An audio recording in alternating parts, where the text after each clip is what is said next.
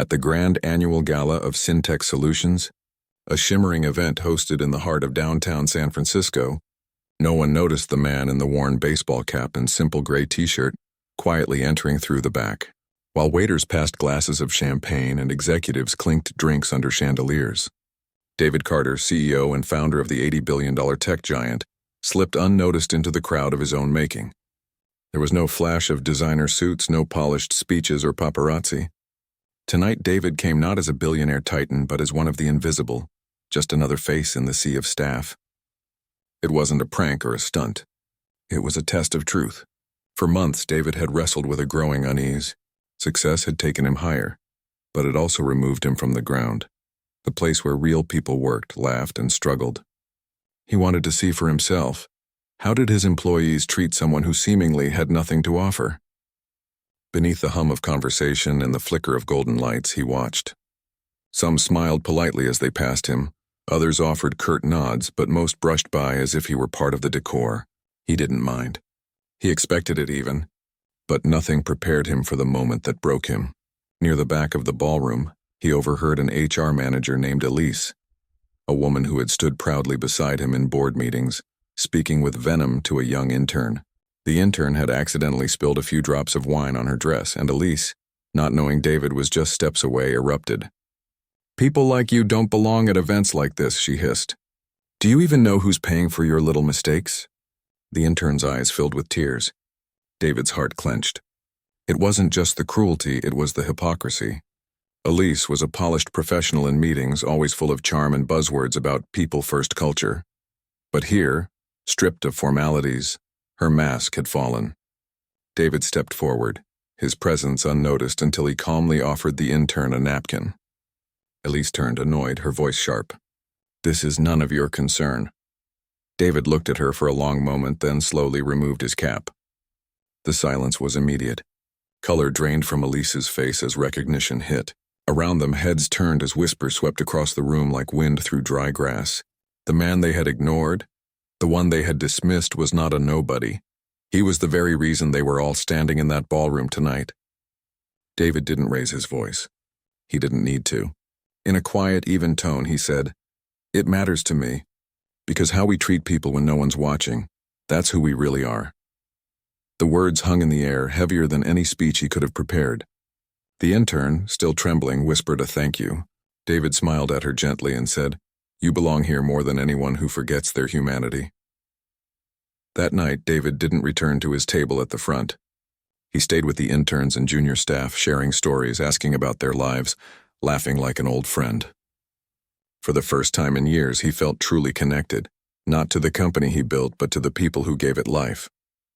And the next morning, Elise's name was no longer on the HR roster. A memo went out company-wide. Leadership isn't about titles, clothes, or status.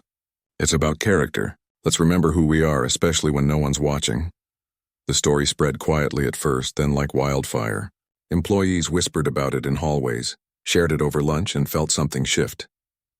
They were being seen, not by a CEO on a stage, but by a man in a cap who chose empathy over ego. And while David returned to his office, resumed his duties, and wore his usual suit in boardrooms, something fundamental had changed, not just in him, but in the soul of Syntech itself. Because that night reminded them all that greatness isn't built in the glare of spotlight, but in the quiet, unguarded moments when one chooses kindness over power. It began with a giggle, sharp, rehearsed, and cruel, slicing through the soft hum of conversation in the glass-walled lobby. Emma Kingsley, the glamorous daughter of one of the company's elite business partners, had just laid eyes on David. She tilted her head, lips curling into a smirk as her eyes scanned his plain clothes and quiet posture. He was standing near the elevator alone, a leather-bound notebook in hand. To Emma, he looked like a maintenance worker. Or worse, someone entirely unimportant. "Is he seriously waiting here?" she said with theatrical disbelief, loud enough for everyone around her to hear. Her voice was syrupy sweet, dripping with mockery. Her friends turned their heads, eyes gleaming with anticipation. Emma walked closer, her heels clicking like a countdown. "Did someone lose their janitor?" she added, laughing now, her tone designed to humiliate. David turned slowly. He met her gaze. He didn't speak. That only made it worse.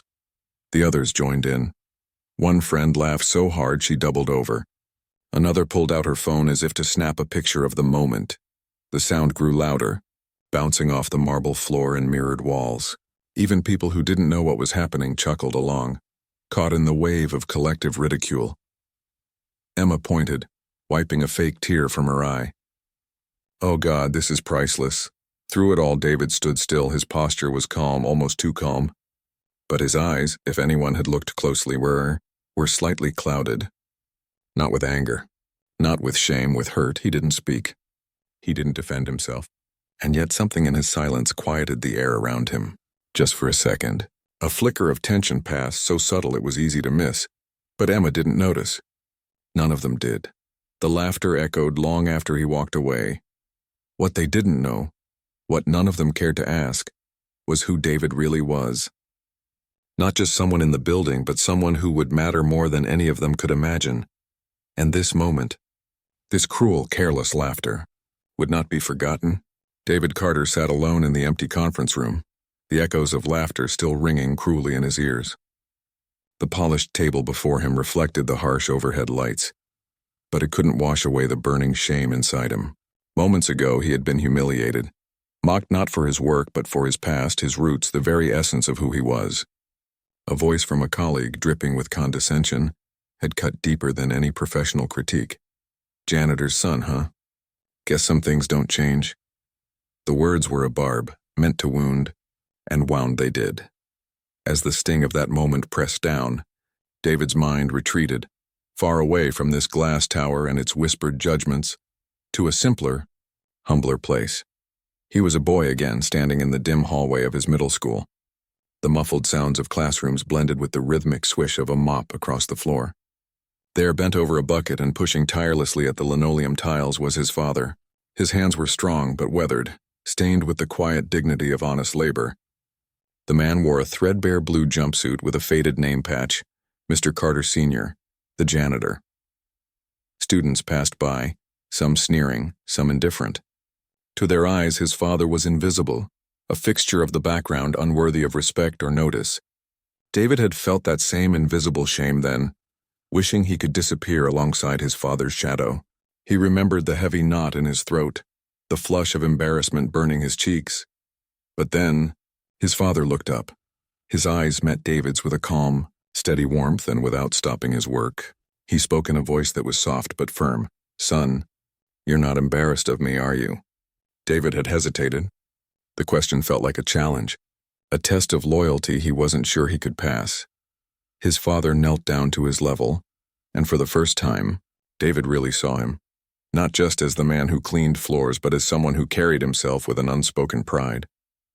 "Listen, David," he said quietly. "Dignity doesn't come from the clothes you wear or the money in your pocket. It doesn't come from a fancy job title or who thinks you're important. It comes from what's inside you, from your character, from how you treat people, especially when they don't treat you right." Those words had nestled deep into David's heart, though he didn't realize their full weight until much later.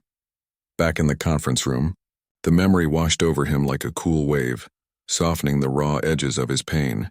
The ridicule he'd just faced was nothing new. It echoed the daily slights and sneers his father endured, not because of what he did, but because of who he was. And unlike the fleeting judgments of others, his father's resilience had never wavered. David remembered that promise he made to himself years ago, never to forget where he came from, never to let shame poison his soul. His father's lessons weren't just words. They were a lifeline, a blueprint for how to live with integrity. He rose from his chair, the weight of humiliation lifting with every breath. The anger that had threatened to consume him turned instead into something steadier, more powerful, a resolve anchored in principle and pride. David understood now that true power didn't lie in lashing out or proving others wrong. It was found in grace, in rising above cruelty with unwavering dignity. His father's voice echoed in his mind again. "Carry yourself with honor no matter what. That's the real strength." David straightened his tie, smoothing the creases on his suit.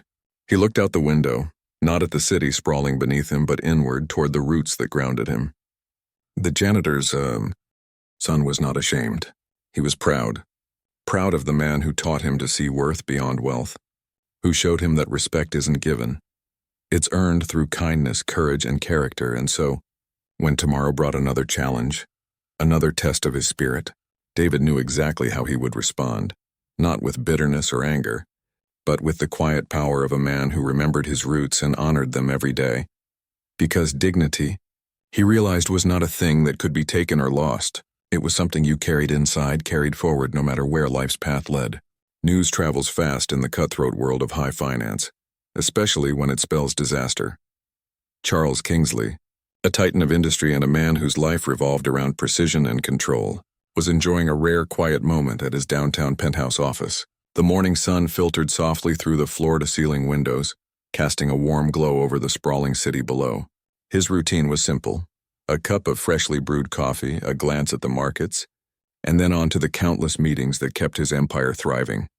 But this morning, the ordinary shattered with the shrill ring of his phone. It wasn't the usual assistant calling with a report. This was an urgent, direct call from the head of investor relations, a voice laced with panic and disbelief. "Charles, it's David Carter. He's withdrawing billions from the company. All of it." The words hung heavy in the room, piercing through the calm like a bullet. Charles froze, his mind racing. David Carter was not just any investor. He was one of their biggest backers, a man with influence and connections that had fortified the company's rise. For him to pull out so suddenly wasn't just a financial hit. It was a signal that something was catastrophically wrong. Almost instantly, the atmosphere in the company shifted. Screens lit up with flashing red alerts, stock tickers began to wobble, and the steady pulse of normalcy turned into a frantic scramble. Investors, normally cautious, steady, dependable, started to pull back in droves. The once unshakable confidence in the company wavered as whispers of instability grew louder. Charles called for an emergency board meeting. The room soon filled with the most powerful minds in the business, the men and women who had built this empire with him. But even their composed faces betrayed the undercurrent of anxiety. "What the hell is going on?" one board member demanded, voice tight with frustration. Charles could only shake his head. "I don't know yet, but we need answers, fast." Minutes later, Charles was handed an iPad. On its screen played a live feed, footage from the previous night's event. It was the speech his daughter Emma had delivered. At first, he watched with the detached eye of a businessman, ready to analyze, to spin, to control the narrative. But as Emma's voice filled the room, his detachment shattered. She spoke with a raw, piercing honesty that cut deeper than any financial report could. Her words were a direct challenge to everything Charles had spent his life building. She exposed uncomfortable truths about the company's practices, its neglect of ethical boundaries, and its impact on the community and environment. Emma wasn't just asking for change. She was demanding accountability. And in doing so, she was turning the spotlight squarely on her father. Charles's heart sank. He felt a strange mix of fury and betrayal, but deeper than either was a profound sorrow. The man who had always been in control now felt powerless, watching his daughter dismantle the legacy he'd fought so hard to create, live, in front of the world. The boardroom fell silent as the footage ended. The weight of the moment pressed down on everyone present. Charles's mind raced. Why had Emma done this? Was it rebellion? A personal vendetta? Or something deeper, something more righteous? The questions clawed at him, but the answer was painfully clear. Emma wasn't just speaking out. She was signaling a shift that could no longer be ignored. Outside the boardroom, the tremors from the fallout were already shaking the foundations of their business. Investors fled like rats from a sinking ship. Stock prices plummeted and journalists smelled blood in the water. The carefully constructed facade of power and success was cracking, and the cracks were widening by the minute. Charles's fury toward David Carter, who had orchestrated the massive withdrawal, soon gave way to a stark realization. David's move wasn't just about money.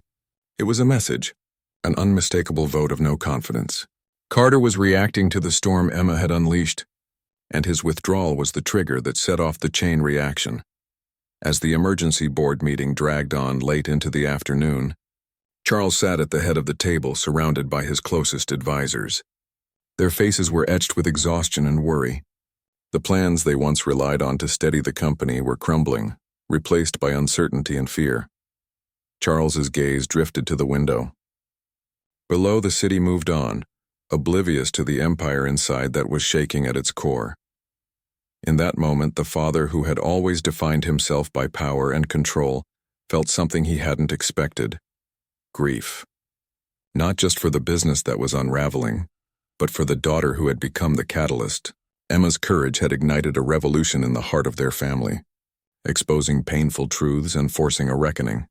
It was a reckoning Charles couldn't avoid, because the empire he'd built wasn't just facing a financial crisis, it was confronting a moral one. And Emma's voice was the spark lighting the way forward. The fallout had only just begun. But in the wreckage, Charles Kingsley understood that the world he knew would never be the same. Charles Kingsley's heart pounded like a drum in his chest as he waited in the cold, glass-walled conference room overlooking the city skyline. The room was intimidatingly silent save for the faint hum of distant traffic. The great empire he had built with relentless grit and pride, the Kingsley Corporation, was on the brink of collapse. His fortune, his family's name, and their legacy now rested precariously in the hands of one man, David Carter. Charles's gaze flicked to the door as it creaked open. David stepped inside, calm, composed, and utterly unyielding. His dark eyes were steady, unreadable.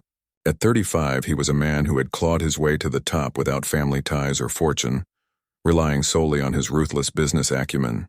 Charles had begged for this meeting, desperate for a chance to salvage not just his company, but his family's future. "David," Charles began, voice strained but resolute, "I'm asking you to reconsider the decision. The company needs time, Emma. She doesn't understand what's at stake. I know she made mistakes, but she's still my daughter. She still has a chance to make this right." David said nothing. Instead, he reached into his jacket pocket and pulled out his phone, the glow of the screen suddenly cutting through the dim room. Without a word, he pressed play and turned the device so Charles could see. On the screen, Emma Kingsley laughed, but it wasn't the daughter Charles had raised. This Emma was mocking, cruel, and dismissive. Surrounded by friends at a glamorous rooftop party, drink in hand, she sneered at the mention of David Carter. "Carter, please." Her voice rang clear and unfiltered. "He's just some orphan-turned CEO with a savior complex. He thinks throwing money at us makes him important, pathetic." The video ended, but its echo hung in the air, heavy and suffocating. Charles's face betrayed every emotion coursing through him: disbelief, shock, and a deep, gnawing pain. He looked up from the screen, eyes wide and searching, and slowly turned toward the room's entrance. There stood Emma, pale and trembling, caught between defiance and fear. Her carefully crafted mask shattered. The laughter, the words, they were hers. She had thought they were private, harmless banter among friends. But now they had become a weapon. "Emma." Charles's voice was barely a whisper, thick with anguish. "Tell me that wasn't you." Emma opened her mouth, but no words came. Her gaze dropped to the floor as realization dawned fully. The man she had dismissed, mocked, and underestimated was no mere outsider. He was the man holding the very lifeline of her family's empire. The CEO whose money was their salvation. David stood, his posture cold and unyielding. "I gave your family a chance," he said quietly, voice steady but firm. "But respect must be mutual. If this is how you see me and how your family sees me, then I cannot continue." Charles felt a shattering sense of helplessness. All the years of hard work, the sacrifices made to build their empire, felt meaningless in this moment of bitter truth. Emma's reckless words had undermined the fragile trust David had placed in them. "Please," Charles implored again, stepping forward. "This company isn't just numbers on a balance sheet. It's our history, our family's blood and sweat. Give us a chance to make things right." But David shook his head. "Trust isn't given lightly, Charles. It's earned. And it's been broken." With that, he turned and walked out of the room, leaving behind a silence so profound it seemed to swallow the last flicker of hope. Charles sank into the chair, the weight of failure crushing him. His eyes drifted back to Emma, whose face was now a mask of regret and fear. She had been reckless, thoughtless, and in her hubris, had pushed away the very man who could save them. In that still empty room, a father and daughter faced the devastating consequences of pride and betrayal. The empire they had fought so hard to build now stood on the precipice, teetering between survival and ruin. And outside the door, David Carter moved forward, resolute in his decision. The future uncertain, but one thing clear: respect, once lost, was the hardest thing to regain. Emma Kingsley sat alone in the quiet stillness of her apartment, the weight of the night pressing down on her shoulders. The soft glow of her phone screen was the only light in the room, illuminating her face as she watched the same video over and over again. Each time the footage showed the same moment, her words cutting sharply through the silence, her voice laced with conviction and certainty. Yet now watching it, the confidence she once held so tightly felt distant and hollow. Emma couldn't believe the person she saw on the screen was herself. The poised, commanding woman had crumbled into someone she barely recognized. Her mind replayed the confrontation, but this time, her eyes were drawn not to her own voice but to the man standing quietly before her. He was no longer just a figure in plain clothes or a voice she had dismissed. Now Emma saw the man behind the surface, his kind eyes holding a quiet strength she had never noticed before. He had said nothing loud or defiant in response to her accusations. Instead, his dignity was silent but unyielding.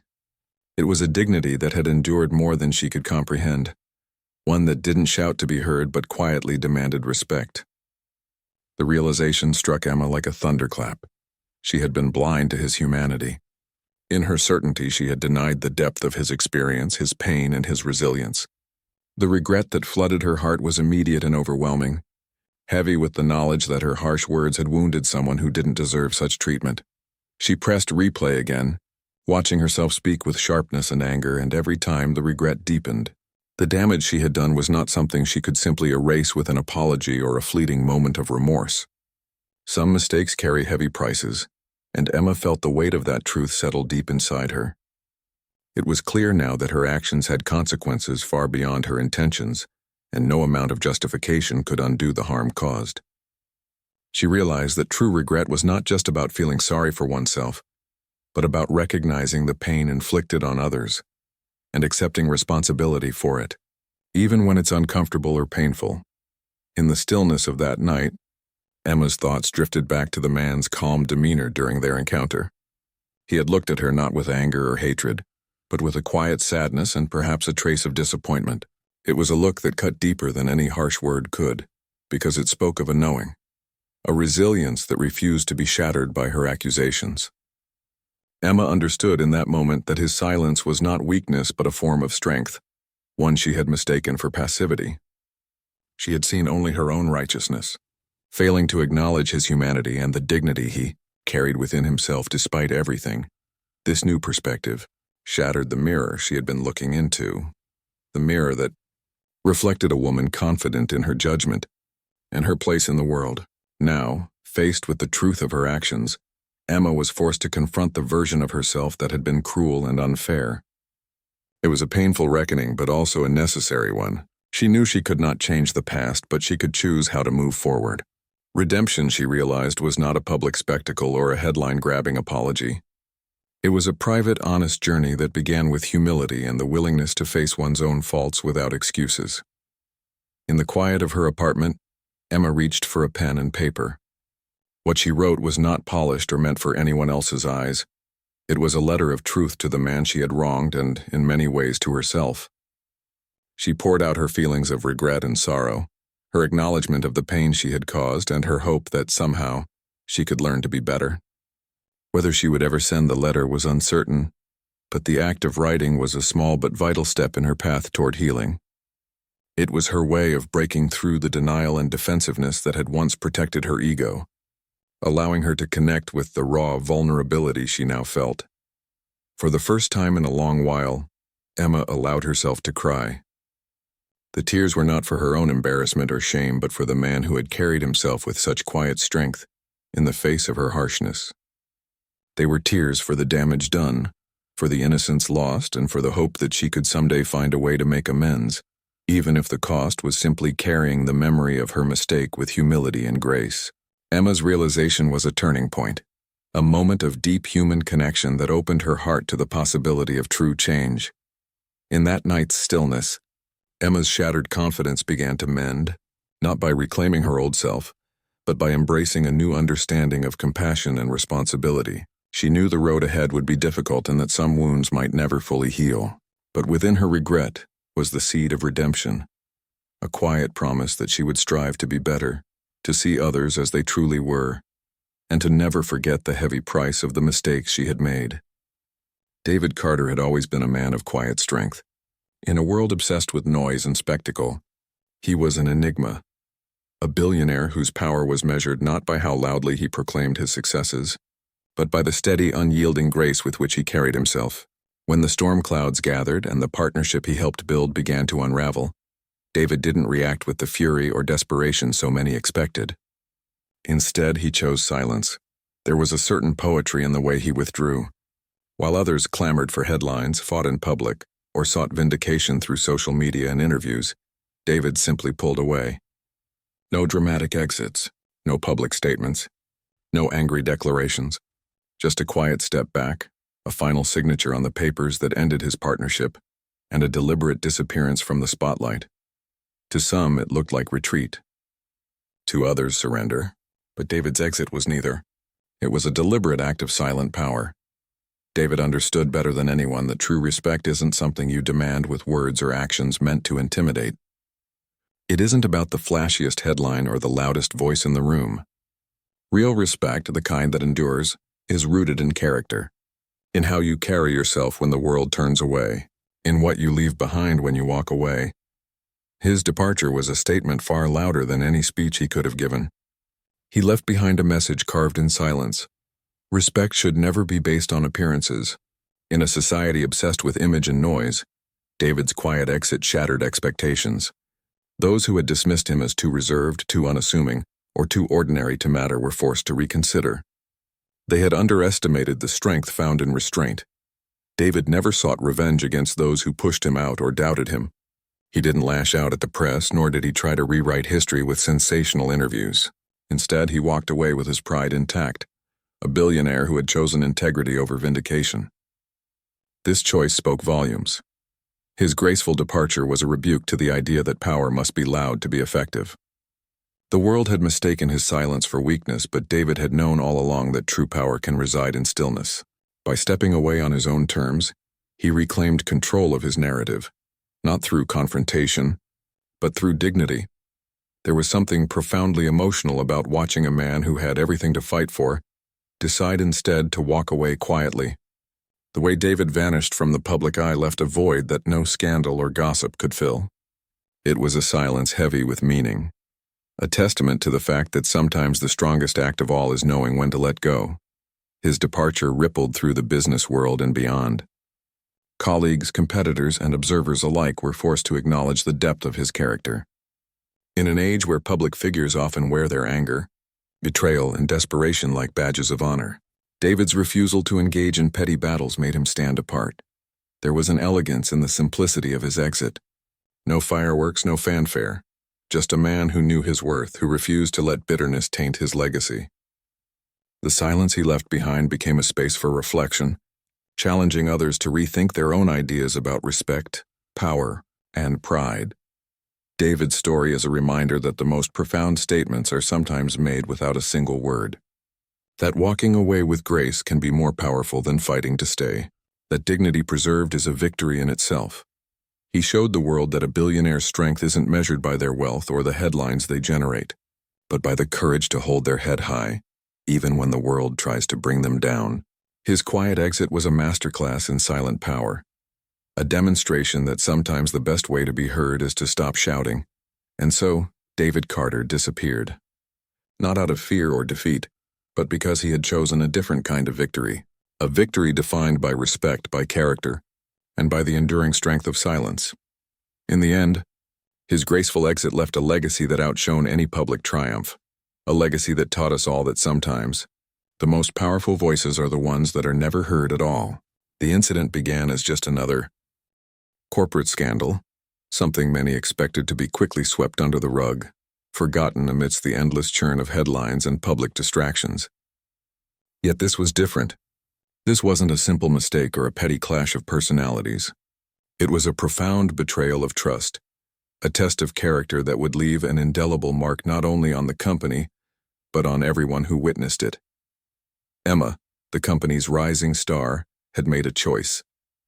One that many whispered about in boardrooms but rarely faced head-on.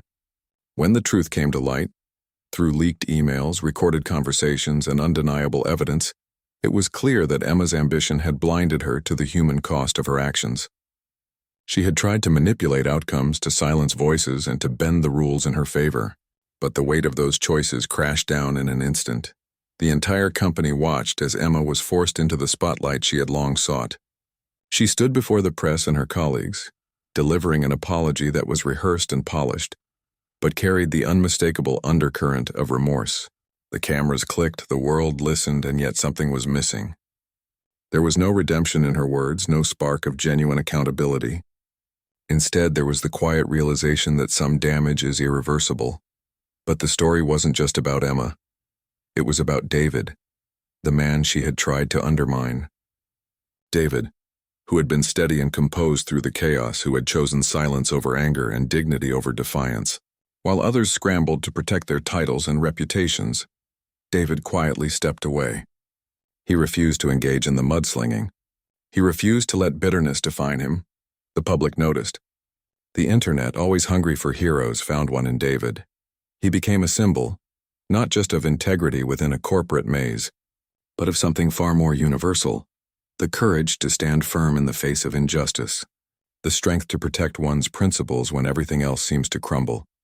Stories about David spread like wildfire. People admired his calm resilience, his refusal to compromise his values even when the odds were stacked against him. On social media, his story was shared and reshared. Strangers felt inspired because David's experience wasn't unique to him. It echoed in their own lives, their own struggles with fairness and respect. Meanwhile, the company found itself grappling with the consequences. Emma's apology, though public and sincere on the surface, was not enough to erase the shadow she had cast. Clients hesitated, partners questioned their alliances, and employees were left shaken. The boardroom buzzed with urgent meetings, damage control plans, and public relations strategies. But deep down, many knew that this was about more than just fixing a PR nightmare. It was about rebuilding trust, a far more fragile and precious commodity. The company soon realized that no amount of spin or marketing could replace the need for genuine ethical reform. They began to examine their internal culture, their policies, and their leadership. Training programs were overhauled. Ethics committees were empowered. The scandal became a pivotal case study in corporate ethics, taught in business schools and leadership seminars across the country. It was a harsh lesson in what happens when ambition eclipses integrity, and how even the most successful organizations can falter if they lose sight of their values. For David, the experience changed everything. He didn't seek fame or fortune from the ordeal. Instead, he became a quiet beacon of hope, a living reminder that true respect is earned through actions, not titles or wealth. Invitations to speak at universities and leadership conferences followed, where he shared his story, not as a tale of victimhood, but as a call to honor principles in everyday decisions. Through it all, the world watched and learned. The story wasn't just about a single scandal. It was about a universal truth that resonates deeply. Money and status can buy appearances and fleeting admiration, but they cannot buy respect or a lasting legacy. Respect is earned by standing firm when it matters most, by choosing integrity over convenience, and by acting with courage in moments of crisis. In the years that followed, David's quiet stand became a touchstone for leaders, employees, and individuals everywhere. His name became synonymous with dignity and principle. The incident, once feared as a black mark on the company's history, evolved into a powerful narrative, a lesson they'd never forget, because in the end, that's what this story truly is. A reminder that character matters more than success, that respect is the currency of legacy, and that sometimes the greatest victories are won not with power or influence but with grace and conviction.